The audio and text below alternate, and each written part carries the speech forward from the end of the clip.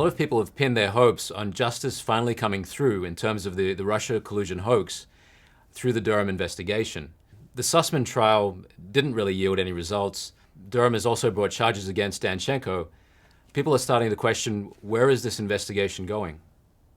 Yep, it's raised a lot more questions than it's answered, Brendon. In particular, one of the things we want to know about the FBI right now is, did the Federal Bureau of Investigation invite the Russians to interfere in the 2016 election with $1 million bounty? I'm Brendan Fallon. And I'm Lee Smith. And we're over the target.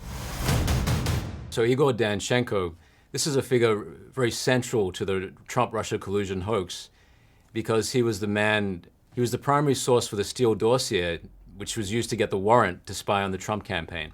But indications are Igor Danchenko wasn't really a reliable source for anything. Yeah, that's absolutely true, Brendon. In fact, in Danchenko's history, the FBI had once investigated him under suspicion that he was working for Russian intelligence. He was also a Brookings Institution researcher, and he bragged to different colleagues there heading into the Obama administration. This was more than a decade ago. They said, he supposedly said, if you come across classified intelligence and want to make a little extra cash, let me know. So that compelled the FBI rightly to open up a counterintelligence investigation on him. Years later, we find out that Igor Danchenko is allegedly the source for all of these allegations regarding Donald Trump's ties to the Russian Federation. This is a guy, he started out as a suspect for the FBI and then ended up on the FBI payroll. But I wonder why turn to Danchenko? Was there any other reason to believe he'd be able to offer intelligence apart from the fact that he has a Russian-sounding surname? That's a very good question. And remember, Danchenko was hidden, in a way, by Christopher Steele, because it was Christopher Steele, the former MI6 agent, British intelligence, British foreign intelligence, who was the front for the operation, right? Steele was an avatar in front of a lot of different people, whether that was the Hillary Clinton campaign, whether that was Fusion GPS, Clinton campaign contractors, or as it turns out, Igor Danchenko, the so-called primary subsource, amassing all of this intelligence behind Christopher Steele and feeding it to Steele as Steele went out and talked to the press about Trump's ties to Vladimir Putin and other Russian officials. We laugh now, of course, because the whole thing is so preposterous. The reality is that it tore up the public sphere of this country, not only our political reality, but also also the way Americans deal with each other because of this nonsense hanging over our heads that was engineered by the Clinton campaign as well as the FBI. And it appears that Steele and Danchenko were the two men who were driving this operation.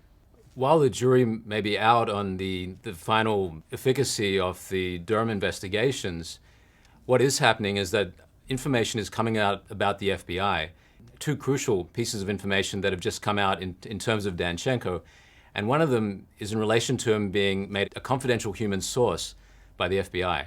Yeah, and this is surprising because remember what happens here. In January 2017, the FBI says they finally found Christopher Steele's primary subsource, and who tells them in January 2017 that, yeah, a lot of what he told Steele was hearsay or bar talk coming from friends, and really Steele took it a little too seriously. So what was the FBI's response? The FBI's response at that point was to make him a confidential human source, to put him on their payroll, and also to protect him from scrutiny that would have come not only from a responsible media, if we had one, but from congressional investigators like the House Intelligence Committee. It seems that there's a lot of information coming through, a lot of revelations about the operation of the FBI. One question people have is there going to be any accountability coming out of this? And there's an interesting comment from former Congressman Devin Nunes. I think we should listen to his theory on this. There are several high-level officials that were involved back in 15 and 16 in this whole conspiracy that are now sitting atop the Justice Department. And one has to begin to ask, why is Durham being allowed to bring the prosecutions that that he should be bringing based on all the evidence that we've seen so far in this trial. So you think that Merrick Garland is putting his hand on the scale and stopping him from bringing these prosecutions? Yeah, I mean, I think that's a very good point. Is John Durham actually prosecuting the FBI here? And if so, does that mean he's not able to go after the FBI itself?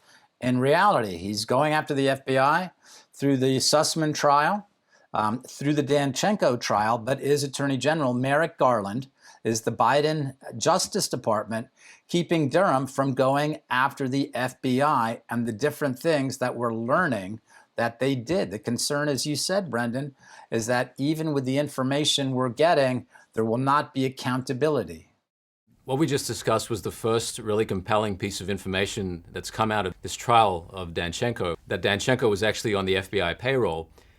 The second, and possibly even more compelling piece of information to come out of this, is that the FBI offered Christopher Steele $1 million to provide evidence to substantiate the dossier. Yeah, I agree, Brendon. It's pretty astonishing news, especially if you put it in the appropriate context, which you and I are going to do, help frame this for viewers to understand what happened. And the first part has to do with Christopher Steele himself.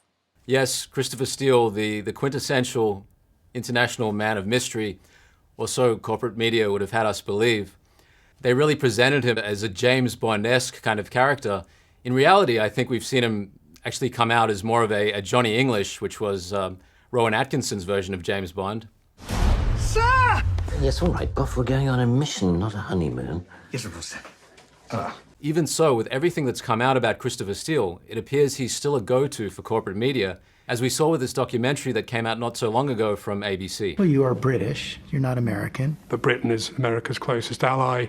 We have always had a track record of helping America. Yeah, I mean, that shows you how much cover Christopher Steele needs, right? That's George Stephanopoulos, who's out there throwing softball questions at him. And of course, George Stephanopoulos is an old-time ally of the Clintons, right? He's a central part of Clinton world. So that's who Christopher Steele is. He needs to be propped up by George Stephanopoulos.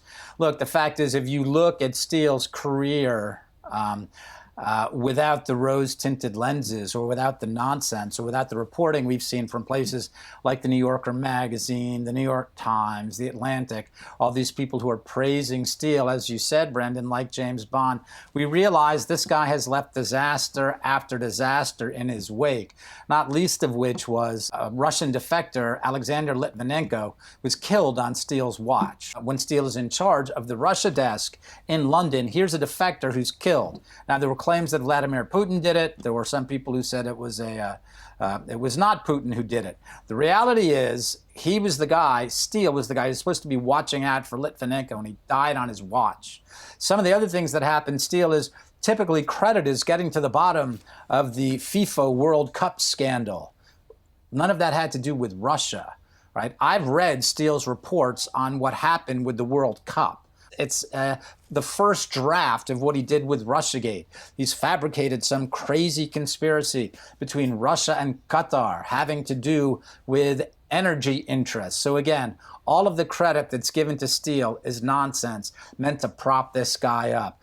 He went from payday to payday, including, remember, Christopher Steele has been employed by Russian oligarchs in London. In addition, Christopher Steele has a long relationship with the FBI. He'd served as a confidential human source for them for many years. He was paid for that work.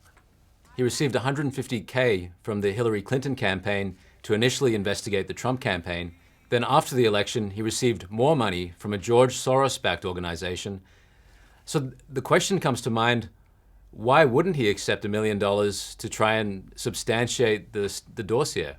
Yeah, that's a very good point, because again, looking at Steele's track record, right, his primary subsource was Igor Danchenko, so that's what a great super spy Steele was. He got fooled by Igor Danchenko. The minute the FBI found him, Danchenko said, yeah, it was hearsay, it was bar talk. And then Steele said, even though he couldn't authenticate the reports, and that's why he wouldn't take the $1 million from the FBI, right? But as it turns out, after the election, Steele continued to investigate Trump's ties to Russia, paid by, as you said, that Soros-backed organization. So with all of that, given Steele's integrity, Why wouldn't he just take the $1 million? Said, sure, let me try. Give me $1 million. If it worked, it worked.